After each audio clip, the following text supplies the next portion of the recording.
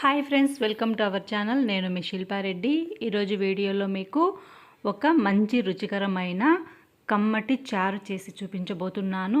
నేను ఎప్పుడు చేసినా ఇలానే చేస్తాను. మీరు ఒక్కసారి ట్రై చేసి చూడండి. చాలా అంటే చాలా బాగుంటుంది.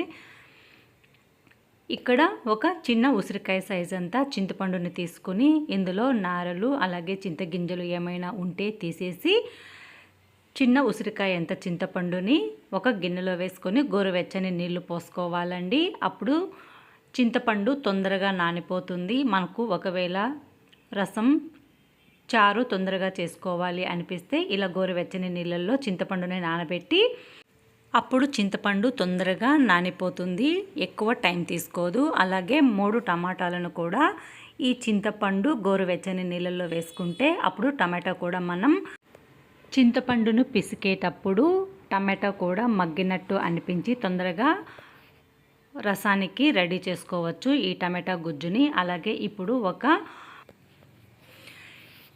ప్యాన్ తీసుకుని స్టవ్ ఆన్ చేసుకుని అందులో 1 స్పూన్ మిరియాలు, అలాగే 1.5 స్పూన్ జీలకర్ర, అలాగే 1 స్పూన్ ధనియాలు కూడా వేసుకోండి. అలాగే కొద్దిగా మెంతులు కూడా వేసుకోండి. అలాగే ఈ రసానికి వెల్లుల్లి కొంచెం ఎక్కువగా ఉంటేనే టేస్ట్ బాగుంటుంది.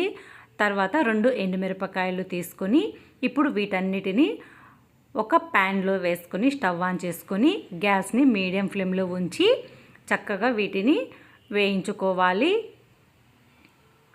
నేను ఎప్పుడు రసం చేసినా ఇన్స్టెంట్గా రసం అయిపోవాలి అంటే మిక్సీ జార్లో ఇవన్నీ వేసి ఒకసారి గ్రైండ్ చేసి తర్వాత కొంచెం ఆయిల్ వేసి ఆయిల్ కొంచెం గోరువెచ్చగా అయిన తర్వాత మనం గ్రైండ్ చేసి పెట్టుకున్న ఈ పొడిని ఆ ఆయిల్లో మీడియం ఫ్లేమ్లో ఫ్రై చేసుకుని తర్వాత టమాటా గుజ్జునంతా అందులో వేసుకొని పులుపుకి తగినట్టు మనం వాటర్ని యాడ్ చేయాలి.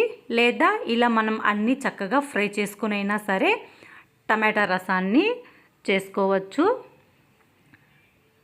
మనకి నోటికి ఏమీ తినబుద్ధి కానప్పుడు కమ్మగా పుల్లగా కొంచెం మిరియాలు ఎక్కువ వేసుకొని కొంచెం ఘాటుగా ఈ రసాన్ని చేసుకుంటే టేస్ట్ అనేది చాలా చాలా బాగుంటుంది.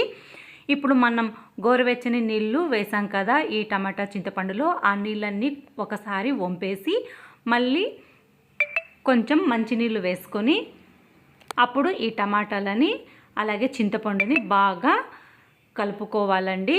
చూడండి, చేత్తోనే మనం కొంచెం గోరువెచ్చని నీళ్ళల్లో ఈ టమాటాలు చింతపండు వేసాం కాబట్టి చేతితో పిసకడానికి చాలా వీలుగా ఉంటుంది. అంటే తొందరగా టమాటా రసాన్ని తీయచ్చు. అలాగే మనం పులుపుకు తగినన్ని నీళ్లు కూడా పోసుకోవాలి. నేనైతే చిన్న ఉసిరికాయ సైజ్ అంతా చింతపండు తీసుకున్నాను కాబట్టి 2.5 గ్లాస్ నీళ్లు తీసుకున్నాను. మళ్ళీ ఇప్పుడు ఒక బౌల్ తీసుకుని అందులో కొద్దిగా ఆయిల్ వేసుకొని అలాగే ఆవాలు, కొంచెం పోపు కోసం జీలకర్ర వేసుకోవాలి. ఈ జీలకర్ర పోపు వేగిన తర్వాత 2 వెల్లుల్లి క్రష్ చేసుకుని అలాగే 2 ఎండుమిరపకాయలు అలాగే 2 రెమ్మల కరివేపాకుని వేసుకొని ఒకసారి వీటిని చక్కగా ఫ్రై చేసుకోండి. మనకి టైం ఉన్నా ఒకవేళ టైం లేకపోయినా సరే ఇప్పుడు నేను ఈ వీడియోలో చెప్పినట్టు మీరు రసాన్ని ట్రై చేయండి. చాలా చాలా బాగుంటుంది. ఇప్పుడు గ్యాస్ని సిమ్లో ఉంచి కొంచెం ఇంగువ అలాగే కొద్దిగా పసుపు కూడా వేసుకొని ఒకసారి చక్కగా వేయించుకోండి. మనం గ్యాస్ని హై ఫ్లేమ్లో ఉంచామంటే ఈ పసుపు అలాగే ఇంగువ మాడిపోతుంది. అందుకే కొంచెం గ్యాస్ని లో ఫ్లేమ్లో పెట్టేసి తర్వాత మనం చింతపండు టమాటా రసాన్ని ఇందులో వేసుకోవాలి. పులుపు మీరు తినేదాన్ని బట్టి చూసుకొని వాటర్ని యాడ్ చేసుకోవాలి. నేనైతే బౌల్ కొంచెం చిన్నది తీసుకున్నాను కాబట్టి ఇందులో చూడండి చక్కగా మనం ఈ టమాటా చింతపండు రసాన్ని చేత్తో ఇలా మెత్తగా మెదిపి తీసుకుంటే సరిపోతుంది. ఈ రసం అయితే చాలా చాలా కమ్మగా ఉంటుంది. మన నోటికి ఏమీ తినబుద్ధి కాకపోయినా లేదా ఇన్స్టెంట్గా మనం రసం కావాలి అనుకున్నా ఇలా ఒకసారి ట్రై చేసి చూడండి. చాలా చాలా బాగుంటుంది. అలాగే రుచికి తగినంత సాల్ట్ కూడా వేసుకోండి.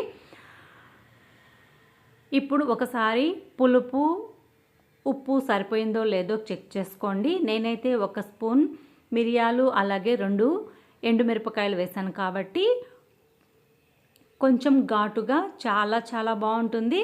ఇప్పుడు మనం పులుపు చూసుకున్న తర్వాత ఇందులో మనం పొడి చేసి పెట్టుకున్నాం కదా, జీలకర్ర, మిరియాలు, వెల్లుల్లి, ఎండుమిర్చి వేసి వీటన్నిటిని ఒకసారి ఈ పొడిని ఇందులో వేసి ఒకసారి బాగా కలుపుకోవాలి. ఇలా కలుపుకున్న తర్వాత ఒక పొంగు వచ్చే వరకు రసాన్ని మరగనిచ్చి తర్వాత స్టవ్ ఆఫ్ చేసుకోవాలండి.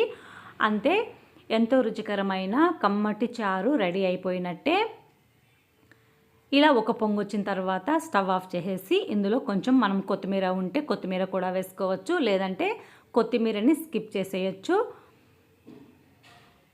ఈ రసాన్ని మనం అన్నీ ఒకసారి మిక్సీ జార్లో వేసేసి పొడి కొట్టిన తర్వాత ఆ పొడిని కొంచెం ఆయిల్ వేసి గోరువెచ్చగా అయినప్పుడు ఈ పొడిని ఆయిల్లో వేయించి ఆ తర్వాత టమాటా, చింతపండు రసాన్ని పులుపు చూసుకొని మనం ఈ రసాన్ని ఇన్స్టెంట్ రసంగా చేసుకోవచ్చు. లేదా ఇలా మనం పోపు పెట్టేసి ఆ పోపులో చింతపండు రసాన్ని వేసి తర్వాత ఈ వేయించుకున్నాం కాబట్టి ఇలా కూడా చేసుకుంటే రసం చాలా చాలా బాగుంటుంది. ఈ వీడియో నచ్చితే ఒక లైక్ చేయండి, షేర్ చేయండి. కుకింగ్ విత్ శిల్పారెడ్డి ఛానల్ని సబ్స్క్రైబ్ చేయండి. ఈ రసంతో పాటు కాంబినేషన్గా చికెన్ ఫ్రై ఉంటే చాలా చాలా బాగుంటుంది ఫ్రెండ్స్. మీరు తప్పకుండా ట్రై చేయండి. Thank you for watching video.